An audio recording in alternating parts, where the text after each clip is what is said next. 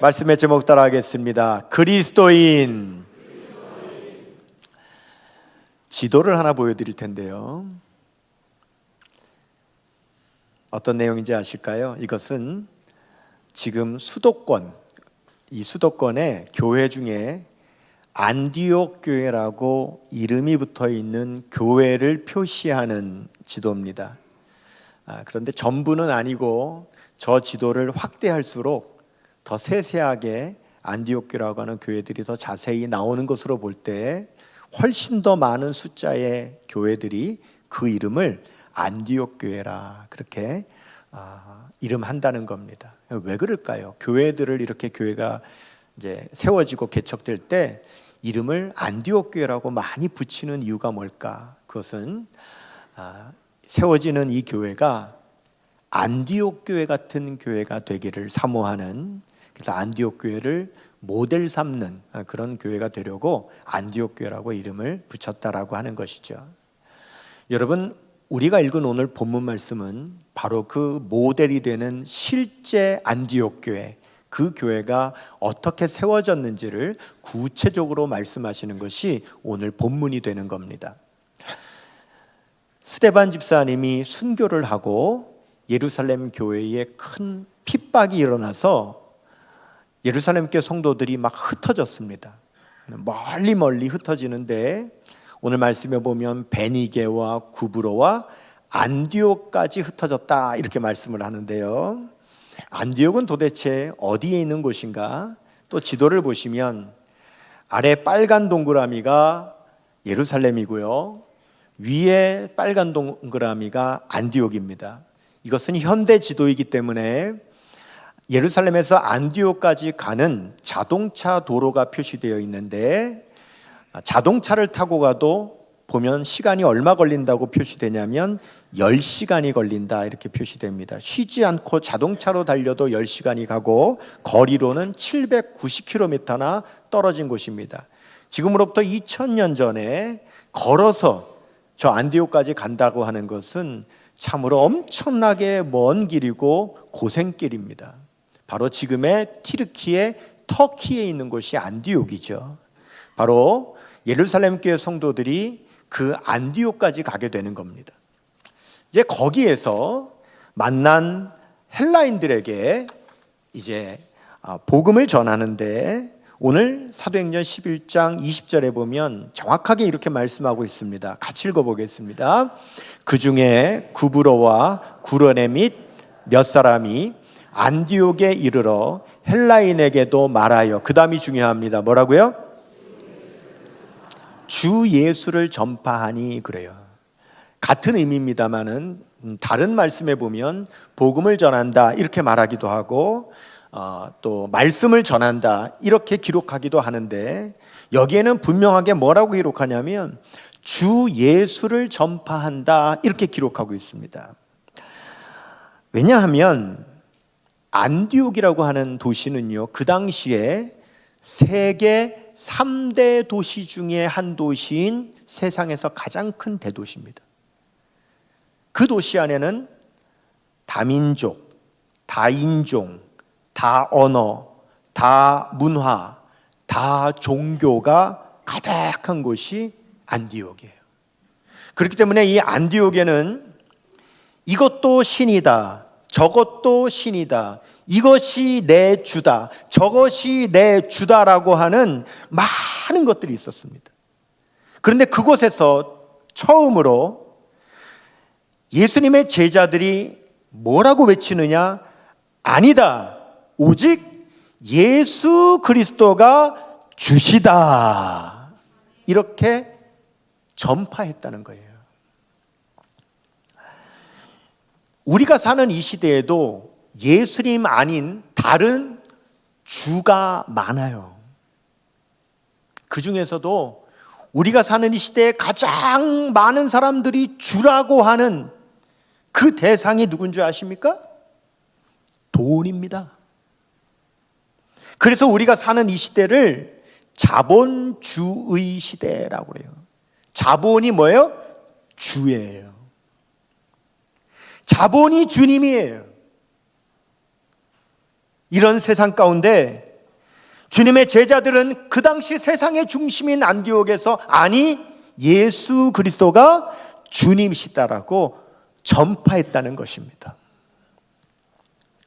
여러분, 중동의 동화에 보면 알라딘의 램프라고 하는 동화가 있습니다. 그때 램프를 문지르면 무슨 일이 벌어지죠? 지니가 나오죠. 또 알리바바와 40인의 도적이라고 하는 동화도 있습니다. 거기에서 도적대가 동굴 앞에 서서 열려라 참깨, 그러면 무슨 일이 벌어지죠? 저절로 문이 열립니다. 그러한 세상에서 예수님이 주님이시다라고 외쳤을 때 실제로 어떤 일이 벌어지는가? 오늘 사도행전 11장 21절 보면 같이 읽습니다. 주의 손이 그들과 함께 하심에 수많은 사람들이 믿고 주께 돌아오더라. 아멘.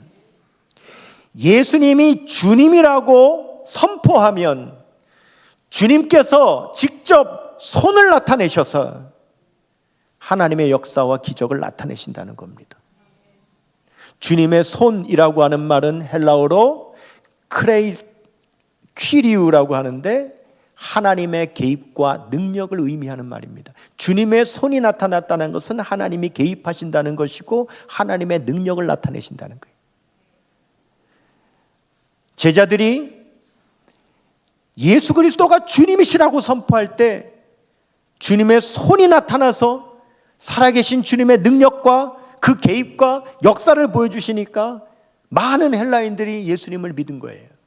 그래서 그 안디옥에 부흥이 일어났고 안디옥에 교회가 세워지는 겁니다. 안디옥 교회가 세워지는 거예요. 이 소문이 예루살렘 교회까지 들렸어요. 그래서 예루살렘 교회에서 급하게 한 사람을 파견을 하는데 바나바를 파견을 하는 거예요. 이 바나바가 그 먼 길을 가서 실제로 안디옥에서 일어난 부흥을 눈으로 보는데 바나바는 다른 사람이 보지 않는 놀라운 두 가지를 안디옥에서 봅니다. 첫째, 뭘 보느냐? 하나님의 은혜를 봅니다. 사도행전 11장 23절 보시면은요, 그가 이르되, 바나바가 이르되 뭐라고요? 하나님의 은혜를 보고 그랬어요. 바나바 뭘 봤대요? 하나님의 은혜를 봤대요. 기원 후 1세기 이 시대에 세계 제1의 도시는 로마, 제2의 도시는 알렉산드리아, 제3의 도시가 안디옥입니다. 세상에서 세 번째로 크고 화려한 도시가 안디옥입니다.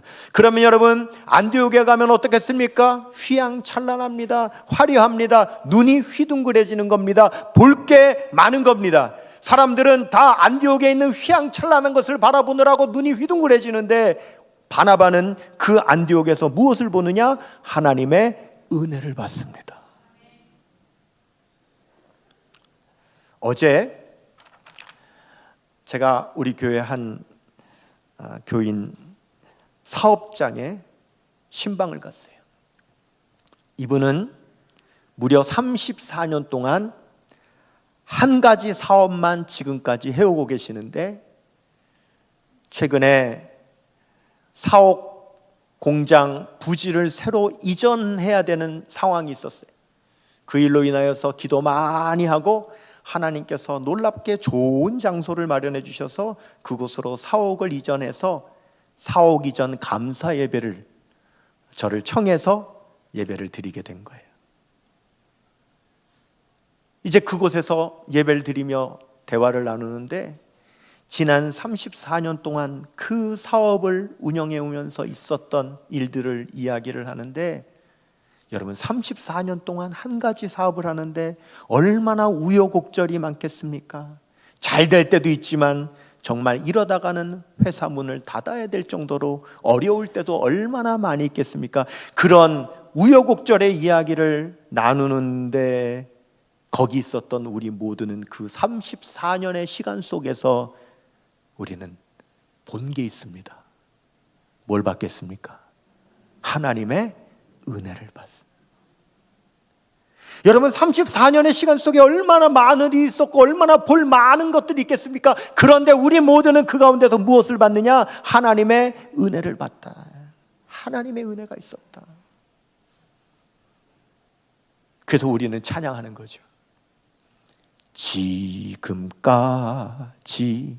지내온 것 주의 크신 은혜라. 한이 없는 주의 사랑 어찌 이루 말하랴. 자나깨나 주의 손이 항상 살펴주시고 모든 일을 주 안에서 형통하게 하시네. 남들은 못 봐도, 남들은 안디옥에서 화려한 수많은 것들을 봐도 오직 바나바는 그 안에서도 하나님의 은혜를 보는 영안이 열렸던 것처럼 우리도 나의 일상을 바라볼 때 내가 걸어온 삶 속에서 하나님의 은혜를 보고, 우리의 가정 안에서도 하나님의 은혜를 보고, 우리의 교회 안에서도 하나님의 은혜를 보는 영안이 열려져야 될 줄로 믿습니다. 그리고 두 번째, 바나바는 또 무엇을 받느냐? 사도 바울의 가능성을 받습니다. 오늘 25절 말씀에 보면 바나바가 사울을 찾으러 다소에 가서 그랬어요. 바나바가 안디옥에 가서 보니까 예수 믿은 사람들이 다 헬라인입니다. 다양한 언어, 다양한 문화, 그 다음에 높은 학문과 이런 것들이 있는데 이걸 감당해낼 수 있는 사람이 누군가? 사울이다 이거예요. 사울은 감당할 수 있다. 적임자를 보는 통찰력이 바나바에게 있었던 거예요. 제가 지난 주일날 오후에 저 신촌에 있는 국제 유학생 교회에서 설교를 했습니다. 더 구체적으로 말씀드리면 우리 교회 이규영 장로님이 서강대학교 교수신데, 이 장로님과 그 서강대학교에 있는 다른 예수 믿는 교수님들이 서강대학교의 유학원 그 학생들을 모아다가 같이 예배드리는 교회인 거예요. 거기 설교해달라고 간 거죠. 갔더니 진짜 유학생들이 전 세계 학생, 인종이 다 달라요. 다 다른 인종이에요. 그 학생들이 다 모여 있어요. 그런데 그 안에서는 다 공통으로 영어를 쓰죠. 그 영어 예배를 드리는 거기에서 제가 거기서 여러분 당당하게 한국어로 설교를 했습니다.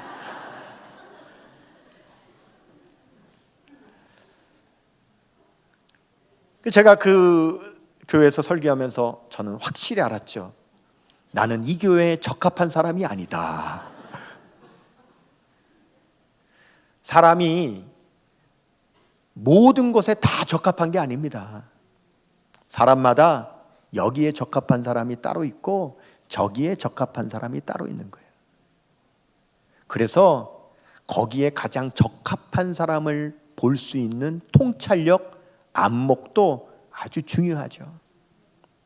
바나바는 안디옥 교회야말로 사울 같은 사람이 가장 적합하다. 그래서 바로 사울에게 가서 그를 데리고 와서 1년 동안 이 안디옥 교회 헬라인들을 가르쳤다.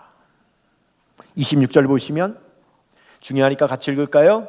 만남에 안디옥에 데리고 와서 둘이 교회에 1년간 모여 있어 큰 무리를 가르쳤고 제자들이 안디옥에서 비로소 그리스도인이라 일컬음을 받게 되었더라 그랬습니다. 여러분, 왜 교회들이 개척될 때마다 이름을 그렇게 안디옥 교회라고 많이 짓는 걸까요? 그 이유는 바로 이 말씀 속에 담긴 이 뜻 때문입니다. 제자들이 안디옥에서 비로소 그리스도인이라 일컬음을 받게 되었더라. 그리스도인, 헬라어로 크리스티아누스.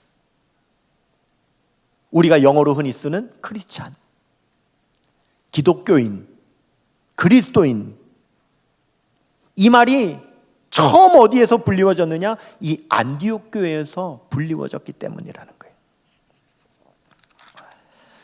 여러분, 그리스도인이 뭐냐? 그리스도인은 바로 저와 여러분, 예수님의 제자인 저와 여러분, 우리의 이름이고 우리의 정체성입니다. 여러분, 정체성이라고 하는 것 좀 어렵지만 정체성에는 두 가지가 있어요. 내적 정체성이 있고 외적 정체성이 있습니다. 내적 정체성은 뭐냐면 내가 보는 나, 그게 내적 정체성이에요. 외적 정체성은 다른 타인이 보는 내가 외적 정체성이에요. 그런데 지금 제자들을 향하여 그리스도인이라고 불렀는데 이 그리스도인이라고 하는 이 정체성은 내적 정체성이 아닙니다. 믿는 사람들끼리 서로 어유 그리스도인, 어유 크리스찬, 서로 우리끼리 부른 이름이 아닙니다. 외적 정체성이에요. 안디옥의 세상에 사는 사람들이 바로 예수님의 제자들 향하여, 안디옥 교인들 향하여 당신들이야말로 그리스도인이라고 외부의 사람들이 불러준 외적 정체성이다라고 하는 겁니다. 근데 여러분, 이런 외적 정체성은 하루아침에 생기는 게 아니에요. 오랜 시간 동안 그를 보는데 그의 삶에 일관된 모습이 보이는 거예요.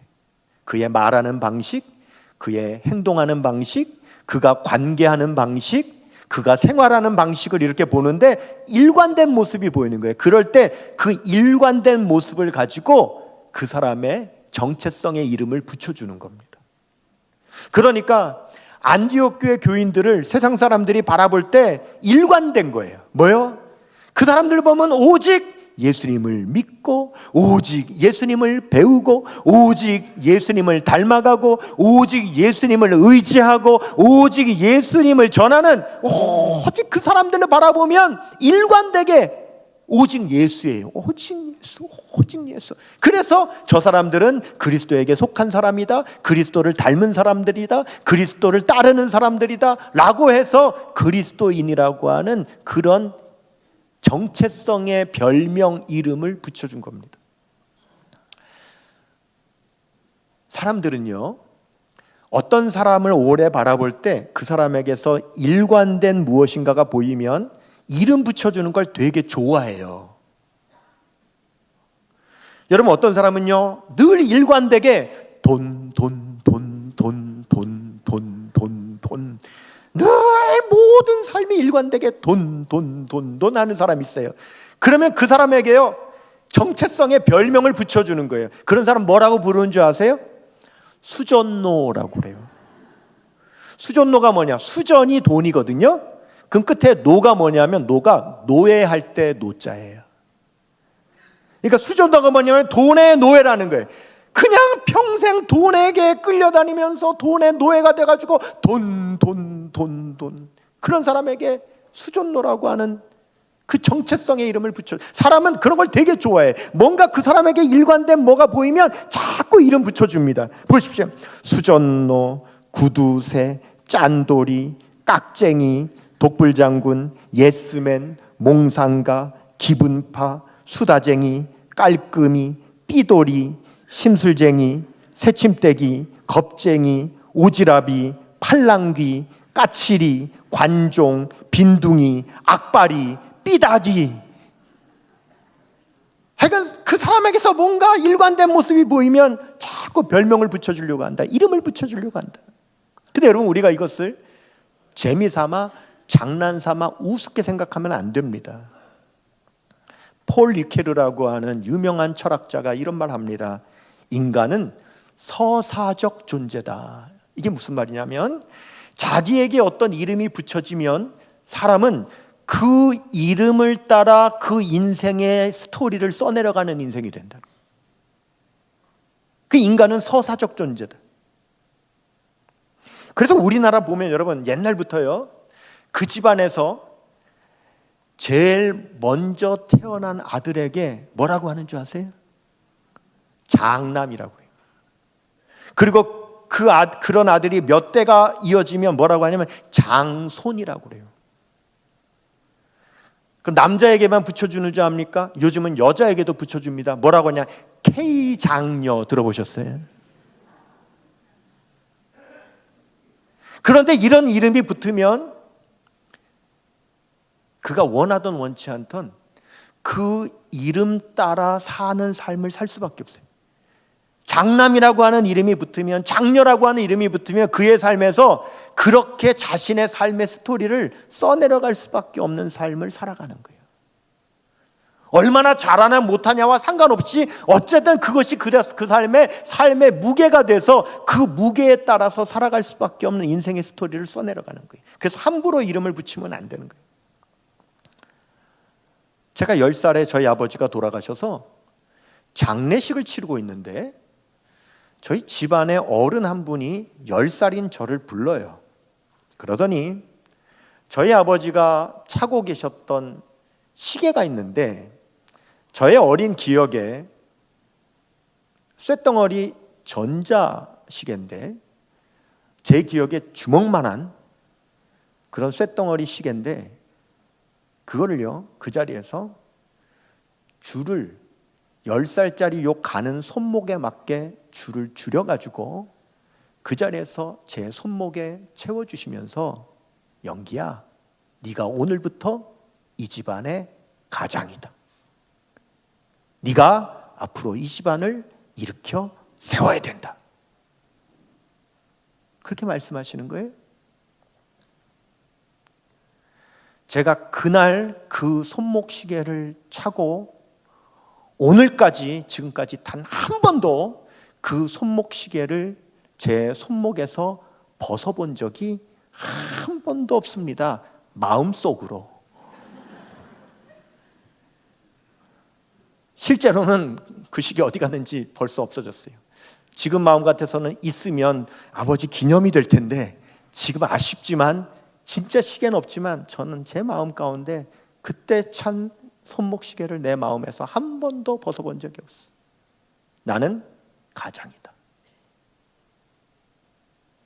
그러니까 어릴 때도 한 번도 엇나가 본 적이 없어. 한 번도 말썽을 피워본 적이 없어요. 왜? 내가 가장이니까. 내가 집안을 일으켜 세워야 되는데 내가 말썽 부리면 우리 집안이 어떻게 서겠어? 세월이 흘러서 돌이켜보면 그렇게 아이한테 무거운 이름을 붙여주는 건 별로 좋은 거 아닌 것 같아요.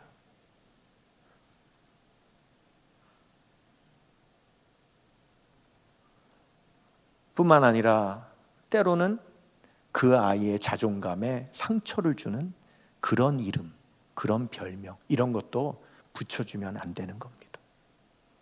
쉽게 생각하면 안 되는 거예요.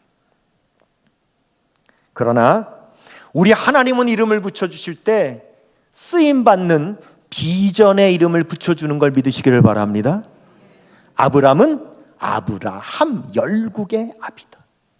야곱은 이스라엘, 하나님과 겨루어 이겼다.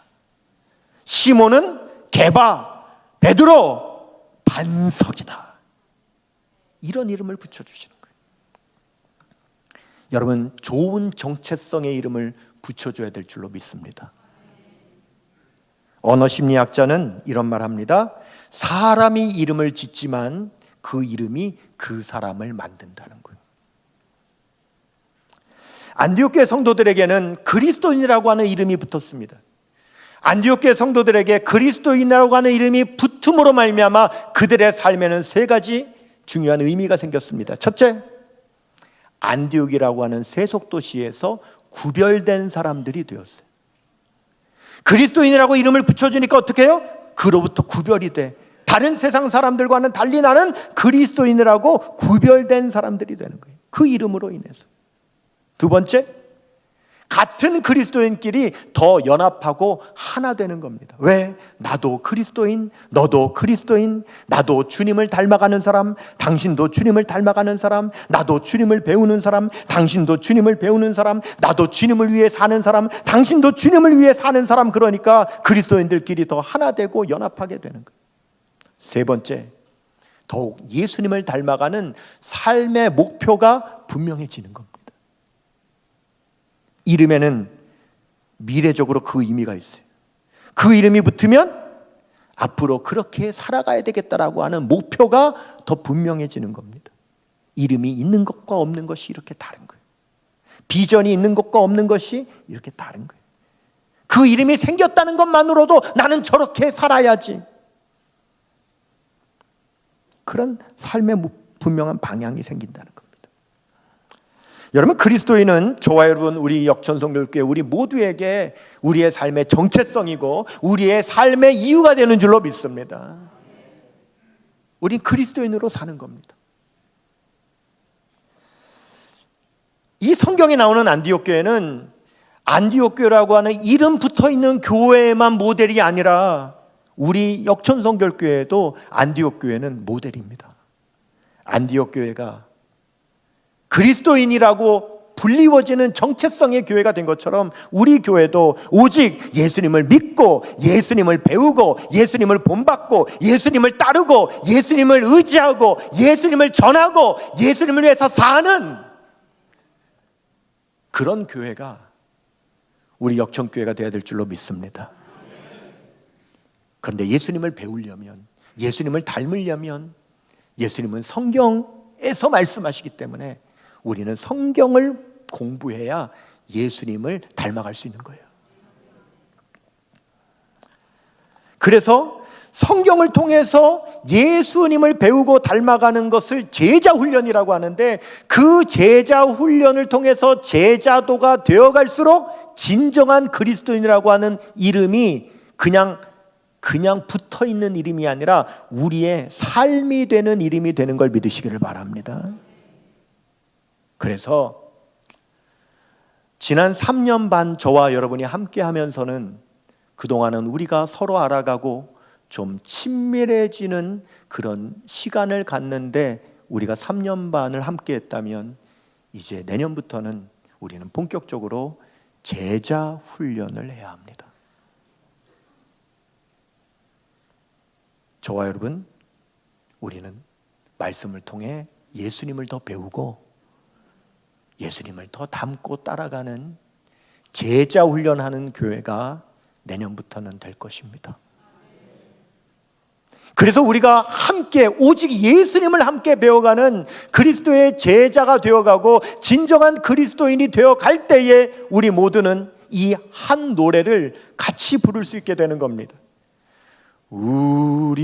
우리가 걷는 이 길이 때로는 멀고 험하여 가는이 매우 적어서 외롭지만 이 길 끝에는 우리 주님이 계셔 우리를 그 품에 안아주시리. 다른 사람들 우리들을 보고 어리석다고 조롱하지만 이 길을 가는 자마다 영원히 주와 살리라. 우리 모두 일어나셔서